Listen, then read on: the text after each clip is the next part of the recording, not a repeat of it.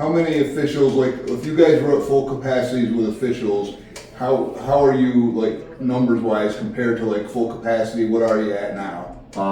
We're down because we have 2 guys get injured already this year, and we have some younger guys. So we have 4 6-man crews. That's 24 guys. On paper, we have 30 people, but we really don't because a couple of them are newer and they're in college or they're in another chapter. Yeah. So we're right at the 24, 25 mark. Ideally, we'd like to have 30 that would be able to work on field. That would be because if there's 5 games in the NTL, that we would be able to cover it with 6 guys.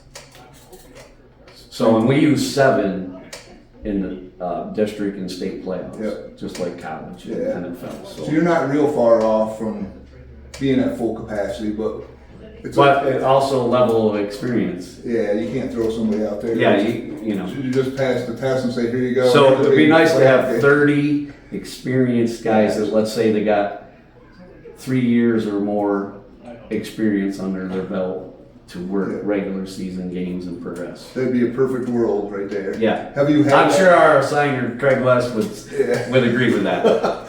Have you had that very often since you've been refereeing? Well, when I first started, there was more refs than games, but the NTL wasn't as big then. North Penn Mansfield wasn't in the NTL. Cowanesque Valley wasn't in the NTL. They were independent, right?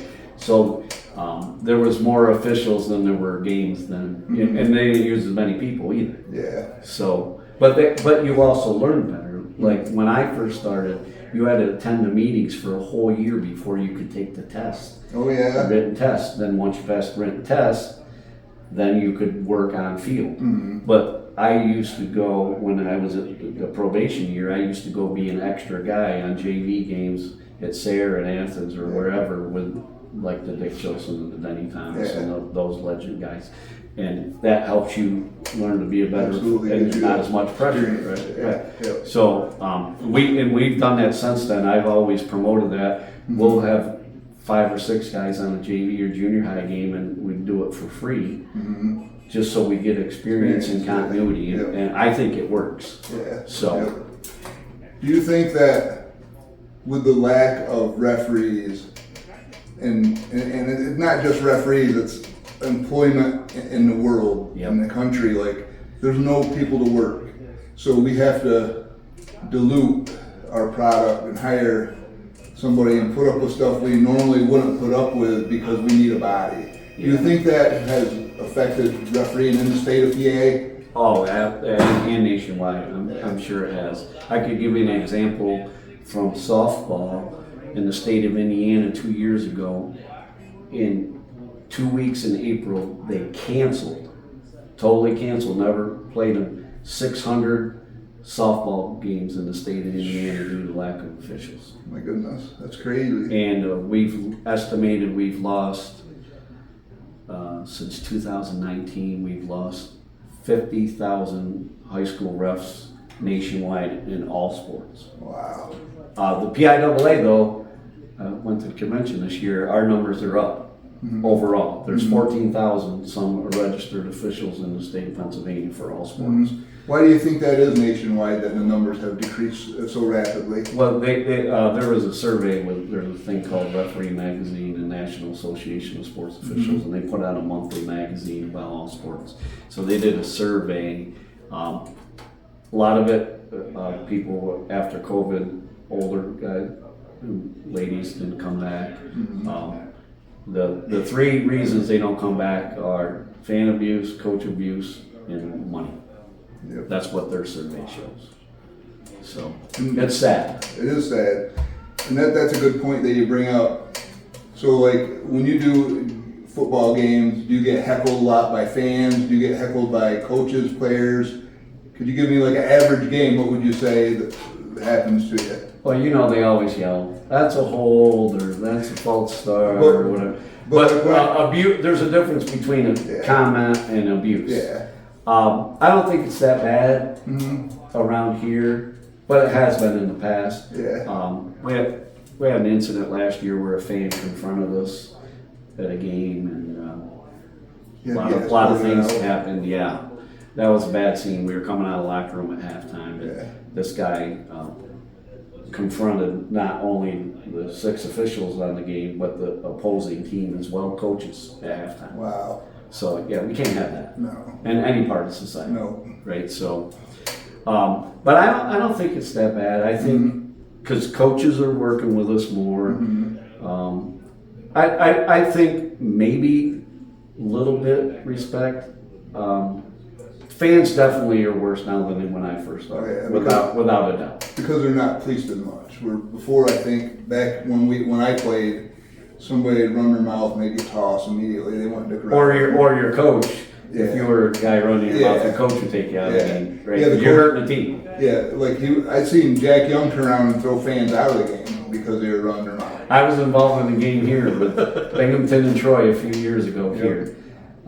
That's another standout thing. It's not a call though. Only game that I can ever remember and I refereed, there was not one punt in the whole game, and Troy ended up winning the game 42-41. But at halftime, the Binghamton coaches had their own fans thrown out of the game because they were hassling their own coaches. The fans were hassling the Binghamton coaches. So security here at Troy had to come and eliminate them.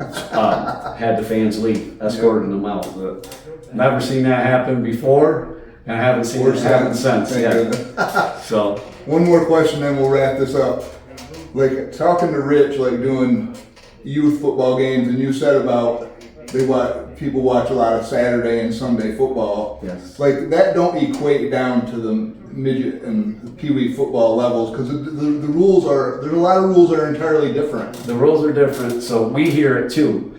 Like before they put it into the quarterback and legally ground the ball in high school, they're you can do that, or various rules that coaches will yell or fans will yell. The big one that comes to my mind is face guarding. Right. When now you can face guard without contact, and that's a huge thing. And that was a huge thing. It's kind of like the quarterback intentionally grounding the ball legally. Before it was a high school rule, at college and pros had it, and then we'd hear fans and coaches yell, "He's outside the tackle box," but it wasn't a rule. It wasn't a rule until 2 years ago. So, and you couldn't spike out of the shotgun in high school. Well, you couldn't even do it under center when I first started, and then you could do it under center. Then you couldn't do it on under shotgun. And it's progressed, like I told you earlier. So now you can. If it's immediate, you can spike it out of the shotgun, just like pros in college. So now, how you've been doing this so long and I played a long time ago. When we went from flippers to hands, that must have been a huge change. Learning curve for everybody. Yes. It took probably 3 to 4 years, I would say, just by looking from the outside in, to get everybody on the same page to know what they're looking at every time. Would you think that's right? I would agree with that, yeah. And coaches teach it differently, right? And we always have to catch up to what the coaches are trying to do, right? And football's a game of deception, right? So you're going to try to deceive, right? Because that's and it's legal to do it, except certain things. Yeah. So that's kind of like you bring that up, like covering a tight end. Right. Can you explain quick what covering a tight end means? Because a lot of people don't know what that is. All right, so if the tight end's on the end of the line, the rule is you got to have 5 guys, 50 through 79 interior linemen. Okay? But you cannot have more than 4 backs in the backfield. So in your example, say there's a tight end and there's a wide receiver standing on the same plane as him. That means he's covered. So if they throw a pass and the tight end goes downfield, he's considered an ineligible downfield because he's covered up by an eligible wide receiver. Just had that call last night. And the tight end caught the pass. And that's fairly common. Like I see that quite a bit because that's kind of a gray area. Like some of the coaches aren't 100% sure that. Well, usually the player screws it up, the formation. Yeah, because you're supposed to be on the line or not on the line. Right, and then there's some teams that run a covered tight end, but they don't throw. They run the ball out of it. So, like you say, basically what we have to do in officiating any level, any sport, is be able to concentrate for 2 hours. The average football play lasts 4 to 6 seconds, right? They're in the huddle, they run to the line, but the actual play itself. So you have to concentrate for 4 to 6 seconds, total concentration, but you also have to concentrate when they're in the huddle, because you got to count the number of players and make sure there's not too many players, or if there's not enough and everybody has a legal number. There's a lot of pre-snap stuff that we have to do that fans don't and coaches don't realize what we have to do. We have a pre-snap routine at each position you do on the field. And Rich was telling me some of the stuff he does. Was he deep wing? He's a deep wing. Like he was saying stuff, and I was like, he counts the defense. That's why I do what I do, and you do what you do. He counts the defense, and he has to know who's his eligible wide receiver, and he has to know who his key is. And like inside the 7-yard line, the switches. The key switch inside the 7, and a bunch of things. So we do, like, we got here early, right? Yeah. We get here an hour and a half before the game. We do a pregame. Everybody goes over their position and what we're supposed to do and plays that have happened in recent games or whatever. So we do that. And all crews do that every week. So we do put a lot of effort in. We have meetings because we're required to go to meetings, and they last an hour and a half. We show a video, we go over rule book plays.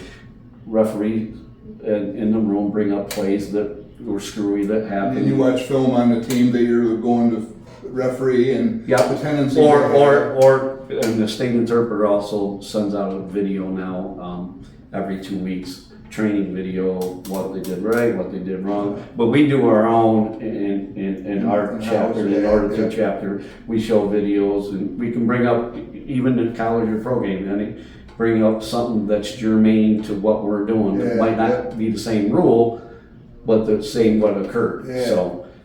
So video is a great thing, and I saw your podcast with the coaches. I just watched them this week, and they were talking. You asked them about going in person to trading tape versus huddle now. And so we have huddle. I have huddle. Oh yeah. The coaches allow me access to huddles for training purposes only, and I don't share it with anybody but the group. And so, That's a great thing, because I think the more we can be transparent, the better product we can put out as football teams, as referees, as and fans, at the end of the as day, coaches. to be the best product we can put out for the fans and the people that are watching. Because the game is for the players, the coaches, and the fans. Absolutely. And we try our best. Obviously, we don't miss calls. We miss calls. No one's perfect. But we can have perfect rules knowledge, perfect mechanics, perfect positions. And just strive. A lot of stuff you can control. Strive for perfection. If we get greatness, it's great. If you don't, then there's always next time. You live to fight another day. And one last thing I'll say is, I say to guys in all sports, but especially this sport, coaches aren't always wrong. We're not always right. But the reverse of that is true. If we get 90% or better, we're doing good, right? So that's the way it is. But it's a good way to stay attached to the sport that you love and give back. That's how I started through my dad and my uncle. And that's so funny that you started when you were still in high school. Yes. I started umpiring Little League baseball when I was 13. That's crazy. It's just mind-boggling. Yeah, it is. Think about how many changes you've seen over the years, because I can't even imagine being a referee and seeing the changes come through in 44 years is just like I told you about the clock. It used to start as soon as the teams lined up for scrimmage after kickoff. It started on the ready for play. So you've taken a lot of time away from the teams. And remember when they used to have the analog clocks with the hands going around? Yes. All right, well, for PA Football News, I'm Lindsey Bennett. We're so thankful to have Jimmy Shaw sit down and give us a few minutes. He's got so much knowledge, 44 years of experience. I'm sure we'll hit him up 2 or 3 more times in this series. And anybody watching that wants to be a referee, please go to the PIAA website, sign up, become a referee. It's great. It's the closest you're going to get to the field other than playing the game. Best seat in the house, and get paid to do it. I'll say one more thing. Not only males, but females. Female refs. We need female refs in every sport. There's females that ref football, the NFL, college. If you like football or you're a football fan, just try it. Sign up. We'll teach you. We'll help you. We're there to do whatever we can for you. And even if you're not a football fan, you happen to see this video, be a volleyball ref, a wrestling ref, baseball, a track guy. Whatever your interest is, go do it, because they're short on referees. Go to PIAA.com and fill out the registration, and you'll be on your way. I appreciate your time. Thank you. I'm Lindsey Bennett. Jimmy Shaw, appreciate you. Thank you for doing podcasts and what you do for high school football. Absolutely. I appreciate all you guys, and I hope I bring lots of publicity, because we've never had publicity up here. So this is a great platform to give you guys publicity like all the other schools get. We don't want publicity, but I agree with your premise. to see behind the scenes what the other side looks like. Absolutely. For PA Football News, I'm Lindsey Bennett, and we'll see you next time. Thank you for watching.